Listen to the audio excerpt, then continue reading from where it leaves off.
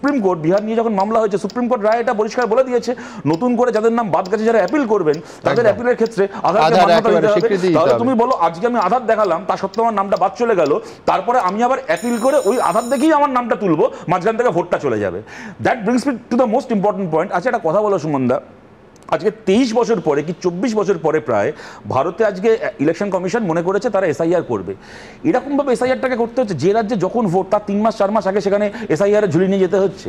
কেন আমি কথাটা বলছি? আজকে ধরো বিহারে এতগুলো নাম বাদ গেল, কেমন নামগুলো বাদ চলে গেল, এবার সেই মানুষগুলো অ্যাপিল করবেন, সব কিছু করবেন, সেগুলো আবার মানে কেস টু কেস স্টাডি করে সেগুলো আবার ইনক্লুডেড হবে অথবা এক্সক্লুডেড হবে, ততদিনে ভোটটা পার হয়ে যাবে। আজকে পশ্চিমবাংলায় অক্টোবর মাসের 15 তারিখ থেকে বলছে সার্ভে শুরু হবে, মানে মোটামুটি আমরা আশা করতে পারি নভেম্বরের এন্ডে কি ডিসেম্বরে আসবে ভোট, তারপর ফাইনাল ভোটার লিস্ট জানুয়ারি মাসে প্রকাশিত হয়ে যাবে, ডিসেম্বরে শেষ করতে হবে। তাহলে আমি বলছি যদি পশ্চিমবাংলায় একজন মানুষের নামও বাদ যায় অন্যায়ভাবে, তারপরে তিনি যখন অ্যাপিল করে নামটাকে আবার তুলবেন, ততদিনে তো তার তো এই বিধানসভা ভোটটা দেওয়া হবে না। এবং এটা একটা দুটো নয়, এটা কোটি কোটি নামে হওয়ার সম্ভাবনা রয়েছে, বিহারে লক্ষ লক্ষ নামের সঙ্গে হয়েছে। সুতরাং এইখানে তাহলে কেন এই প্রশ্নটা আসবে না যে এই গোটা এসআইআর এক্সারসাইজটার সঙ্গে বিভিন্ন রাজ্যে বিজেপির নৌকোটাকে তীরে ভিড়িয়ে দেওয়ার একটা সম্পর্ক রয়েছে।